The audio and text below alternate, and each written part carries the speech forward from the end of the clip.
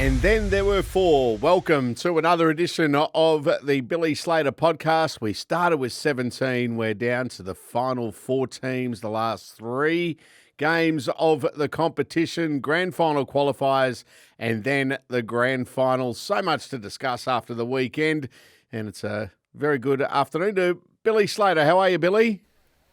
I'm well, thanks, Salty. Only less than 2 weeks to go in the competition. And what do we go? 17 down to 8. 8 down to 6, 6 down to 4. And we've still got two teams that finished in the bottom half of the 8. The all-eluded premiership for the bottom half of the 8. No one's won it from outside that top 4 in NRL history. So is this the year, Salty? It could be the Sharks or could be the Panthers, but they've got huge hurdles to overcome away from home this weekend. That's right, Billy, and we'll talk about it in just a moment, the games over the weekend, but both of those teams from the bottom half of the top 8, as you said, Cronulla and Penrith playing so well. But before we get into the games themselves, let's talk about two teams that didn't play over the weekend. How important is that week off at this time of the year? Yeah, I think you'll always take it. I think it's beneficial after a 27-round competition, final series. You really earn that opportunity to have that rest, and it's not just a rest. It's actually a 2-week preparation leading into a preliminary final, and that's the big thing. You think about the Sharks. They played in Canberra on Saturday night. They've got to pack up, go back to Sydney, recover, and then head to Melbourne. So there's a couple of travels in there on a short turnaround and a 6-day turnaround, whereas the Melbourne Storm have got a 2-week preparation leading into their home game. So it is a huge advantage, but you need to make sure you're doing the right things to take that advantage. Otherwise, it means nothing. The only thing that goes against you is you don't get the opportunity to play in an environment that is going to prepare you. You can train as much as you want. The intensity of training is quite high, but it's nowhere near like a game. So those teams that played on the weekend, they have the advantage of being battle-hardened, whereas the teams that rested, they have the advantage of filling their fuel tanks up and being ready to go. Well, let's talk about the games that we saw over the weekend and get your take on both of them. Let's start with the one you were at on Sunday afternoon with the Penrith Panthers. Oh, boy. They were just superb, weren't they? All cylinders. They were firing on all cylinders. That's talk about timing your run. Wow. 2 weeks to go in the competition, and they've played their best footy. That is perfect. That is perfect for the Panthers. And like we look at the journey of this season, and each year is a journey. Round 12, they were last. They were dead last on the competition ladder, nearly halfway through the year, and now we're talking about the Panthers of one of the 4 teams left in the competition, and have got a huge chance to make their 6th grand final and challenge for their 5th straight premiership. It is a remarkable effort from Ivan Cleary, his coaching staff, and the playing group. I've got to condemn Ivan Cleary. I think he's probably had one of his greatest coaching years in terms of some of the development in some of these young players that he's brought in. He's given them time. He's allowed them to make mistakes, and they're still not perfect, but they are a lot better than where they were halfway through the year, and they're playing incredible football. That was a great performance in that first half. What was it, 36-8 or something in the first half? That's remarkable. Sure was. We alluded to this last week, and got to talk about it again. That the decision to bring Paul Alamotti in on the wing has just proved to be a masterstroke. Yeah, and I'm sure it wouldn't have been an easy decision for Ivan because Thomas Jenkins has been doing a great job, a wonderful job. But there's something in Paul Alamotti that you don't get with Thomas Jenkins, and that's pure power, being able to break tackles. His performance on the weekend, 3 tries, a try assist, he broke something like 15 tackles. That's remarkable. High work rate, and he finished off some movements that not many wingers could finish off. So the other thing is he's a premiership player. He knows what it takes at this time of the year. So again, a decision that wouldn't have been made lightly. It's easy to make decisions when players are playing poor, but Thomas Jenkins hasn't been playing poor all year, and he's made this decision because he feels it's the best thing for the footy team, and it's paid dividends. Billy, I want to talk to you about Nathan Cleary and his performance yesterday. Once again, outstanding. They now go into, and we'll focus on Panthers Brisbane a little bit later on in the podcast, but we know he's a brilliant footballer. There's no question about that. But he goes up another level in the daytime, and we saw it yesterday again. He's won 26 out of his 26 day matches. It's an extraordinary record. Yeah. I mean, he plays well at night, we know that, but just when the conditions are a little bit quicker, that's when he thrives. I think in the daytime, he increases his involvements, and he doesn't go out and do things that he's not capable of doing. I even look back to the 2023 grand final in that last 20 minutes when he pretty much single-handedly picked up the team and put them on the premiership stage. But he didn't do anything that he wasn't capable of doing.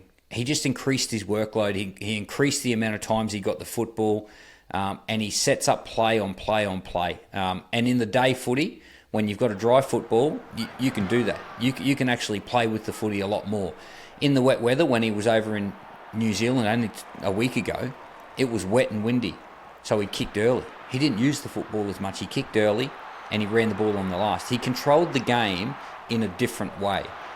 Look, there was one play that really impressed me with Nathan Cleary, and this is all the great champion halves do this. I played a lot of football with Cooper Cronk. He did this. Jonathan Thurston, he was always in this. And that was when Lachlan Galvin scored the only try of the first half. And they scored it down the right-hand side. Nathan was on the other side of the field.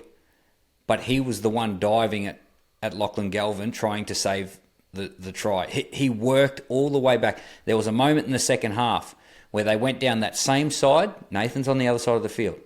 And then they kicked it back in field. Guess who caught the ball? Nathan Cleary. He's in these positions because he's competitive. He's got a great work ethic and a great work rate, but he's competitive. He wants to be in the picture. He wants to make a difference.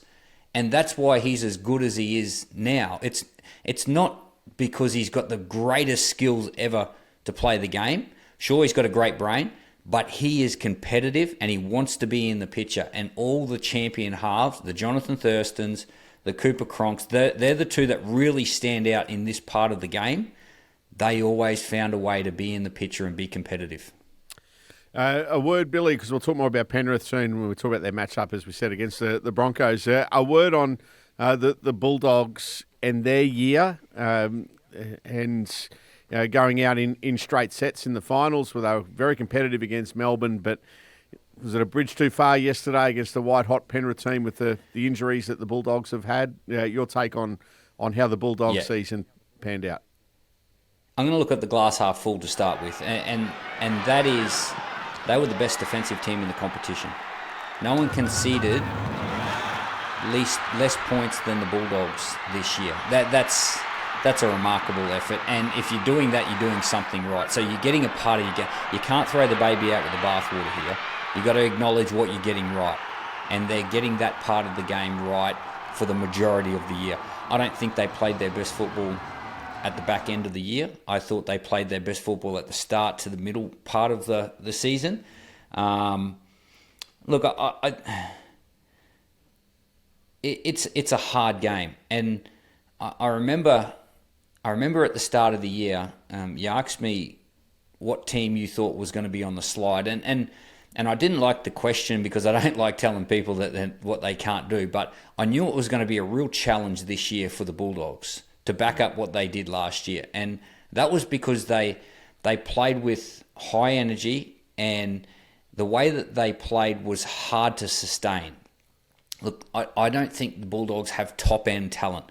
They don't have the Nathan Clearys, Dylan Edwards, Isaiah Yeo. They don't have all these top-end talent players. They don't. You look at Melbourne Storm, Jerome Hughes, Ryan Pappenhausen, Harry Grant, and Cameron Munster. That's their key positions. You go to Brisbane's key position. I don't think the Bulldogs have got the luxury of the top-end talent, so they've got to do it with this work ethic, this style of football that is really hard to sustain for a long period of time. So that's why I thought it was a challenge for them, and I just felt that they felt that top-end, that lack of top-end talent towards the back end of this year. Let's go back to Saturday night, Billy, and the Canberra Raiders, trying to get things back on track after the disappointment against Brisbane, up against a team that you talk about timing their run. They're playing some good football, the Sharks, aren't they? And not just for the Absolutely. two finals, but for the last 6 or 8 weeks. Have they won 10 in a row? Yeah. They've done something that they have flown under the radar, the Sharks, and they're even saying it themselves. Oh, no one gave us a chance. No one's given us a chance. So sounds like they're using that as a bit of motivation, bit of individual motivation, and collectively as a team. But no, they're a footy team. They're a really good footy team. Their dummy halves playing really well. Both of their halves are combining well. Their first 2 semi-finals they've been their best 2 players, their halves, Nico and Braden Trindle. I think Braden Trindle's really took control of the kicking. He kicked 95% of the last tackle plays on the weekend, so I'd expect that to happen again.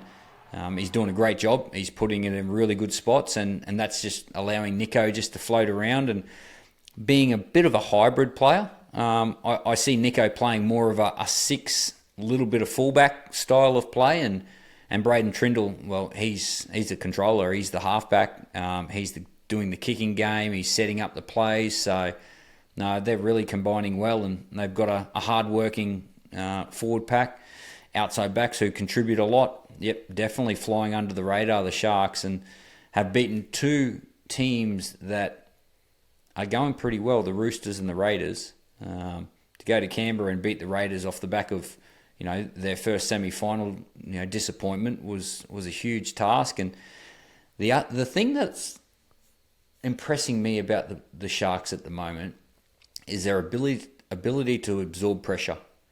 Whether it's defending their try line, going set for set with other teams, they have a great ability to absorb pressure and just stay in the contest. They did it against the Roosters in the second half, and they did it against the Raiders for long periods as well. So they're a team, and they're in form.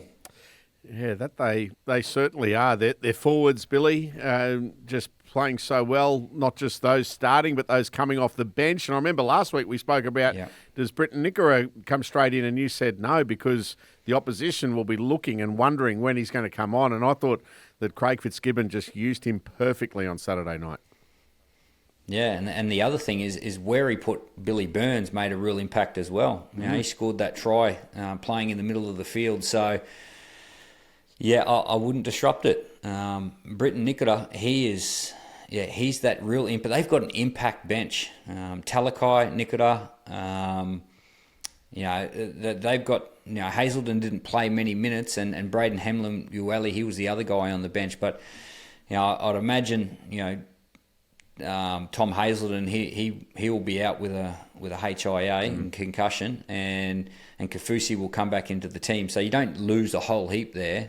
They're pretty healthy, and they're playing good footy. I think they would be the most confident team in the competition at the moment. Yeah, they're playing really well. Like we spoke about the Bulldogs who lost to the Panthers. Your take on the minor premiers, the Raiders, going out in straight sets. Still a very young team, mind you, but your thoughts on the Raiders season? Well, it was a good season. Like, you don't finish first without getting a lot right, and you've got to look into that and lean into that. It was a disappointing final series. I think they'd like to have the last, I'm going to say, half an hour of their first semi-final back. They'll look back at this season and just wish that they had that last 20 minutes of final one against the Broncos back. It probably starts with disrupting where they were at with their footy, and Hudson Young going up to Reece Walsh. Would he like to have that moment again back? Not that he really did a whole heap wrong, but what it did is it changed the emotion of the game. They both got sent to the sin bin, and then Pat Carrigan got sent to the sin bin. And I know the Canberra Raiders scored a try in that period, but it changed the whole emotion of the game. And the Broncos came out, and it lit something in the Broncos. It was so much drama involved in it, and they would like to have that moment again, I would say. Billy, a question I want to ask you coming out of Saturday night, and it revolves around Ethan Strange. Yeah, and now he came down ill after the team was trimmed from the 22 initially named on the Tuesday down to 19. And when the Raiders trimmed the squad, they left Ethan Sanders out.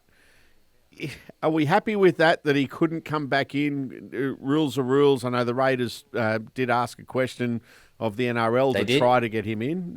Apparently so. Apparently right. So, but they said no, that's the rules, and that's why Simi Sasungi ended up playing 5'8". Is there a need in finals, do you think, to trim the squad? Should we just go with that 22? Because these games are different to rounds 1 to 27. Yeah. What's your thoughts?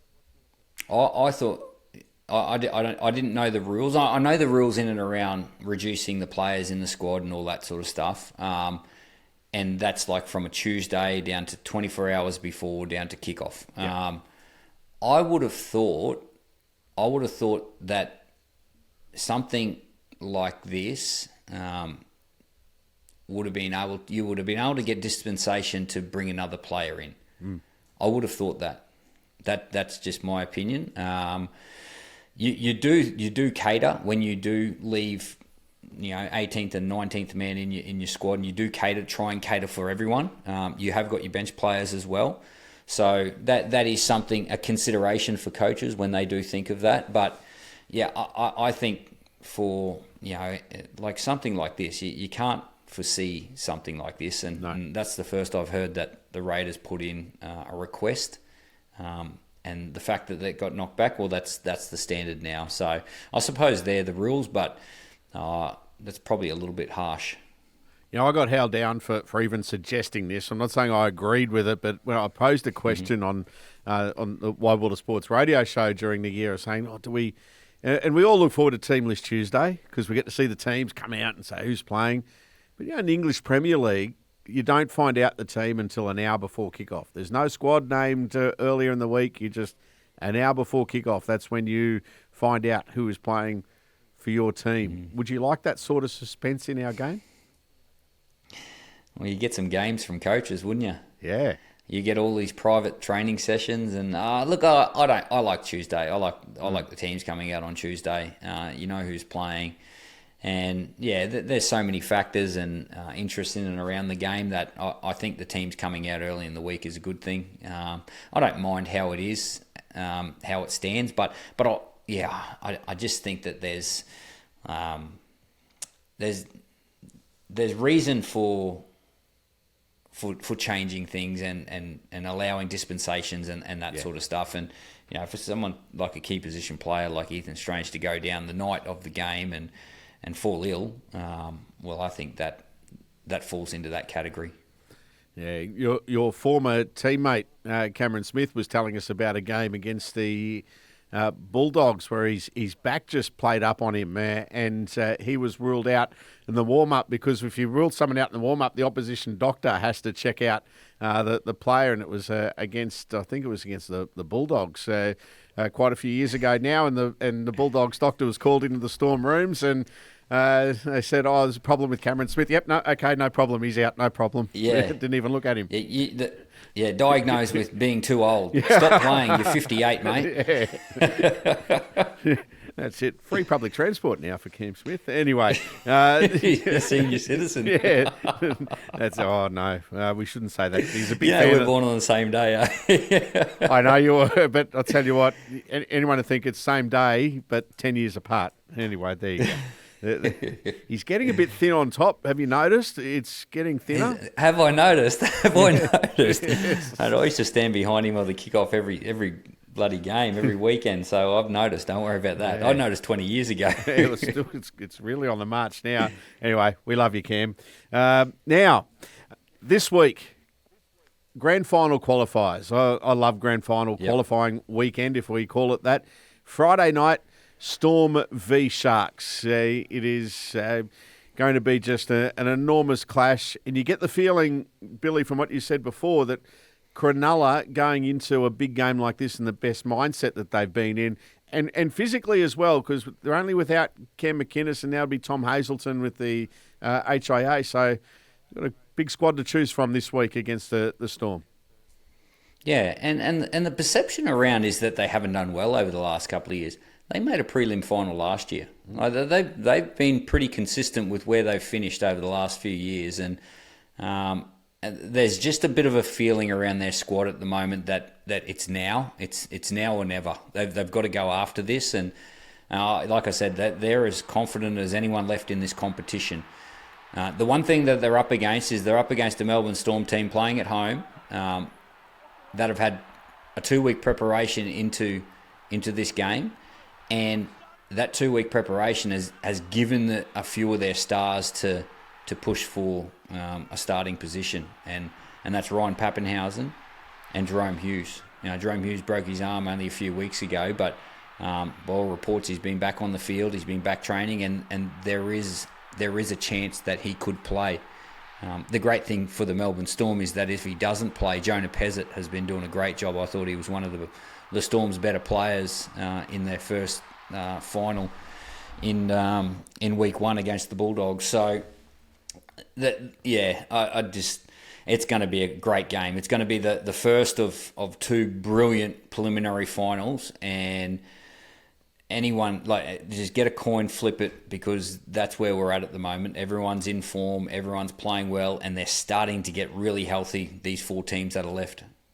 As far as Melbourne is concerned, if Jerome plays, can you see Jonah being on the bench, or will Tyron Wishart still have that utility role? Which way will he go? Would Jonah, I suppose what I'm saying is, or suggesting, is there a chance he's in the squad as cover? Do you keep him in there?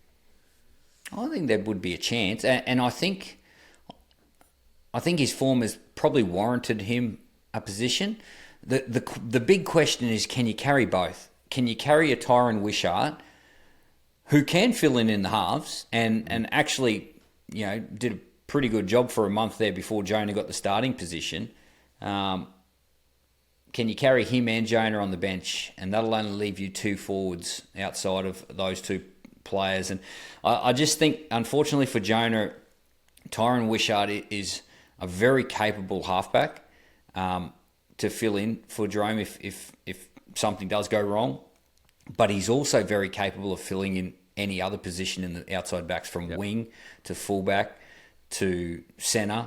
And the other luxury Craig Bellamy has with Tyron Wishart is he can play in the middle of the field like a middle forward.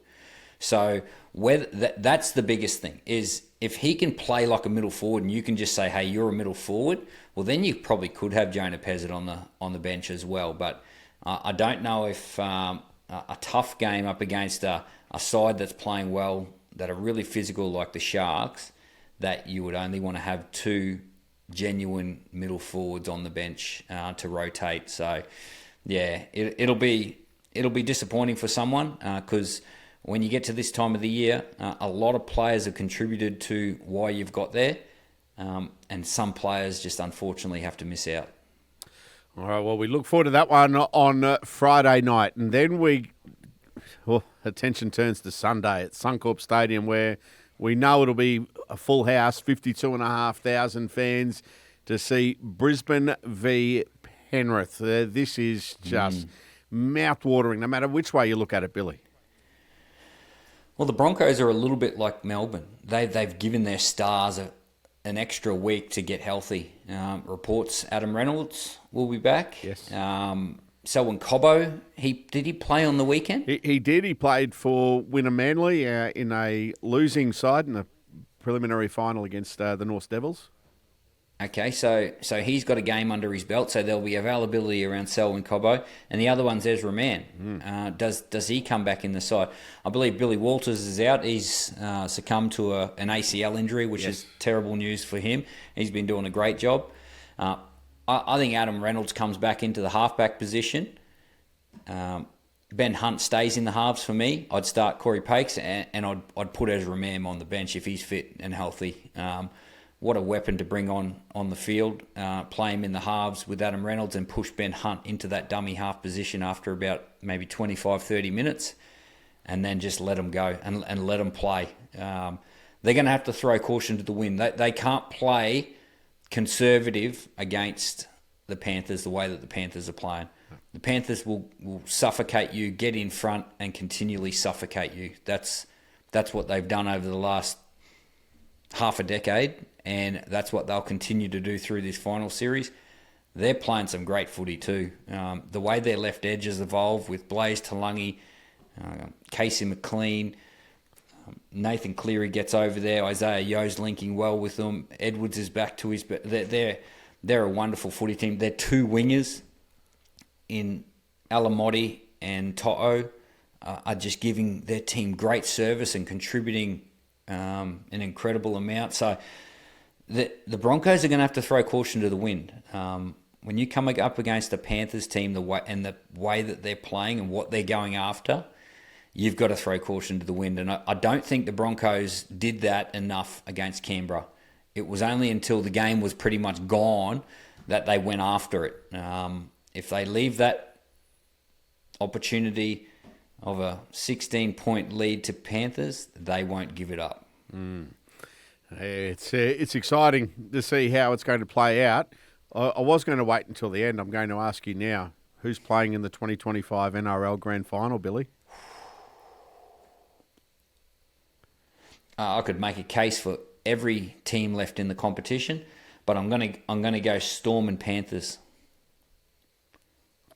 That's with no confidence. Cronulla Brisbane Grand Final, folks. yeah, and it could very well be, Salty. It could very well be. Heart and head say Storm. I just think, like, obviously, like I'm a Storm man, but I just think if they can find anywhere near their best with their best players on the field, they'll be too strong. And just the way that the Panthers played last week, I think they've got the ability to suffocate the Broncos. It's going to be an incredible atmosphere at Suncorp, and it wouldn't surprise me if the Broncos turn it on. But they've got to turn it on. That's the key. You've got to be brave at this time of the year.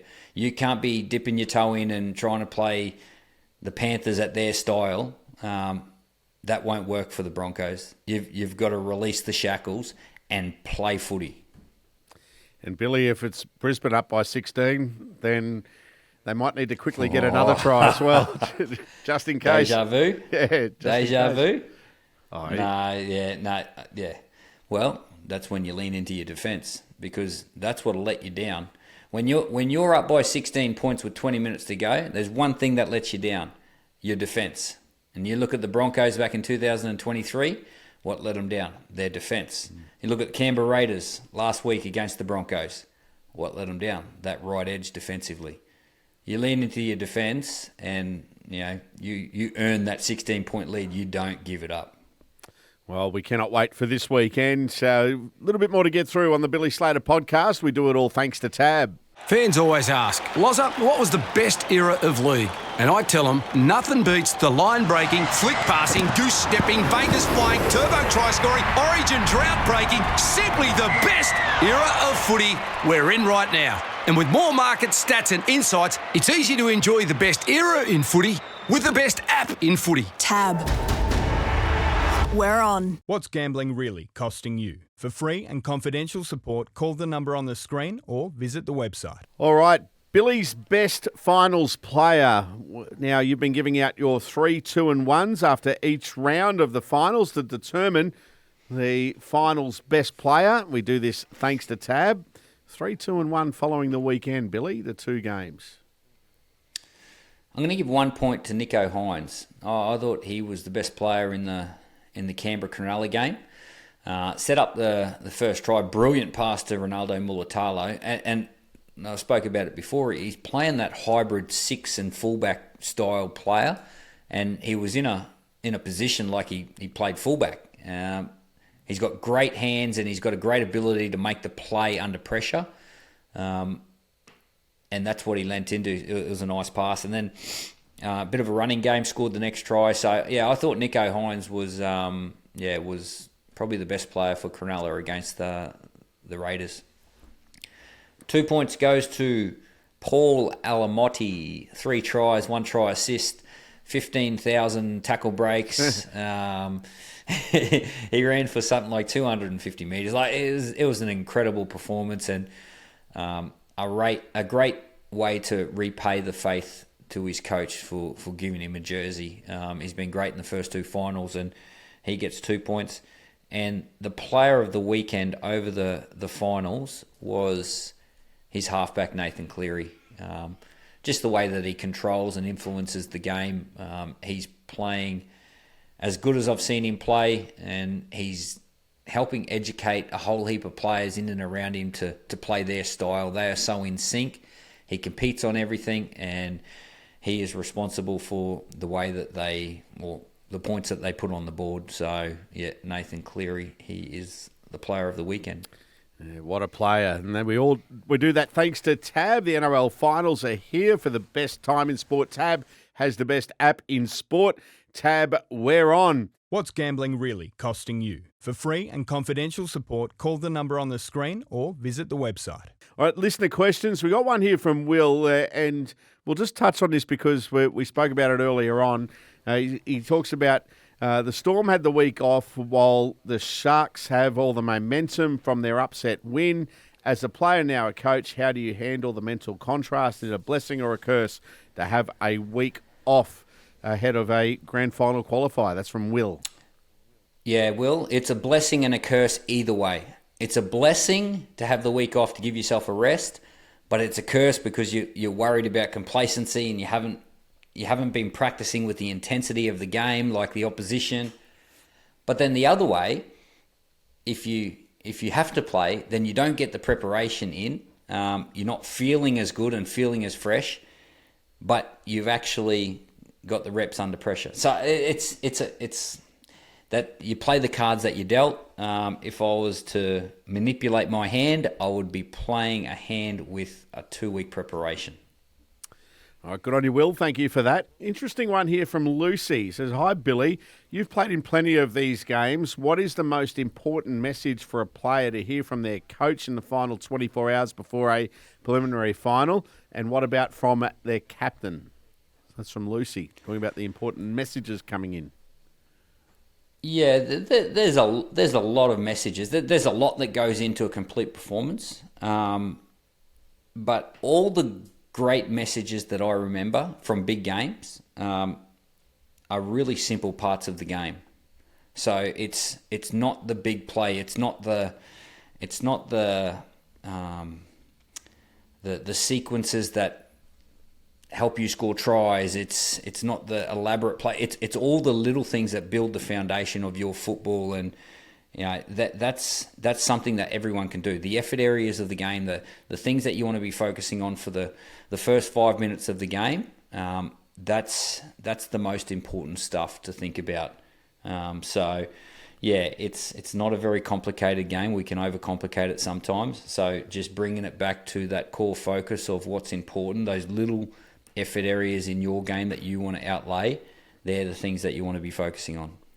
Hey, Billy, just before we get to the Ampol Power Surge, and thank you, Lucy, those questions. I heard a few of the speeches that Cam used to give you guys as he walked out. They were Churchillian addresses, whether it be for, I heard the Origin ones, obviously, but were you listening to him? Were you paying attention to what he was saying, or were you just thinking, okay, Cam, come on, mate, we've got to go? Going to say, what did he say? I can't remember.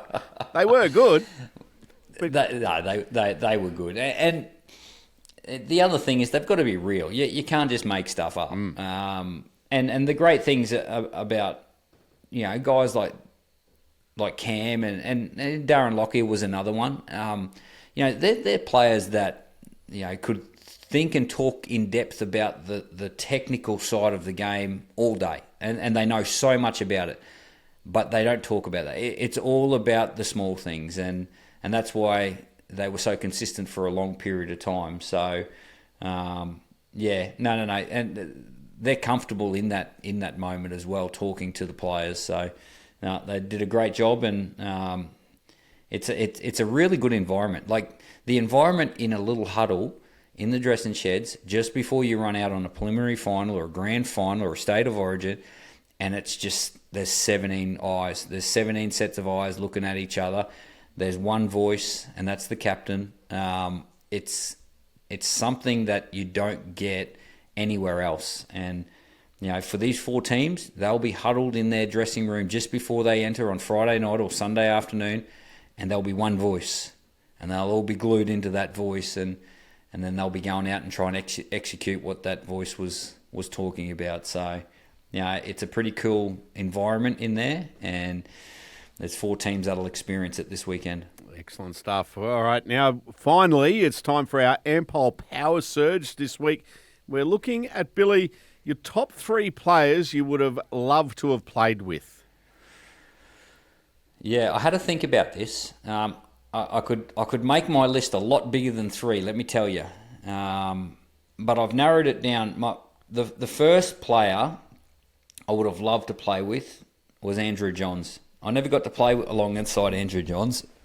I played against him, and I actually felt it's crazy. I played against Andrew Johns, and he educated me about my positional play as much as anyone because of the things that the way that he kicked against me. I would find myself out of position, not knowing I was out of position until he actually found the advantage in it. So, yeah, like playing against Andrew Johns it made me... That would have been a great moment to play alongside someone like Andrew Johns that thinks about the game and understands the game so well and creates so much, for the people around him. The other one is probably my favourite player of all time, Alan Langer. Boy, it would have been fun to play in Alan Langer's team. It also would have been fun to play on the field with Alan Langer, if you know what I mean. Yes. Alfie's but to play alongside Alfie would have been incredible. He would have been fighting me to pick up the grubber kicks that he kicked because I would have been chasing them as well as him. But that would have been pretty cool to play alongside Alfie. And the other one is the late great Arthur Beetson. I think for a couple of reasons. The way that he could create as a big man, like offloads and ball playing ability.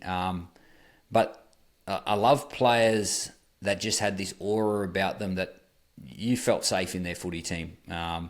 Big Josh Papali'i, he's got that feeling around the group when he runs out in your team and he's standing next to you. You just feel that little bit safer. And I reckon running out alongside Arthur Beetson would have just made you feel pretty safe and pretty confident to go after your game, and he was going to look after the rest. So, it would have been great to play with Big Artie. Yeah, 3 very good players that you've mentioned there. That is the Ampol Power Surge, whether you're cheering on from the sidelines or from the living room. Ampol has got your back on and off the field, proud to power Australia's own sporting nation. Have you got one, Salty? Have you got one player you've watched rugby league for your whole life? Mm-hmm. One player that you would love to play alongside? Oh, goodness me. Mel. On the spot. Sorry, I've just put you on the spot there. Yeah, I've answered it. Mel Meninga. Yeah.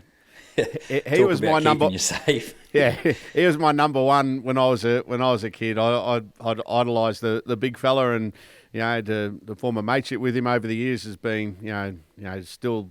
You look at the phone when he rings you and you go, oh, geez, it's Mel Meninga calling. But yeah, and I would have hid just in behind him.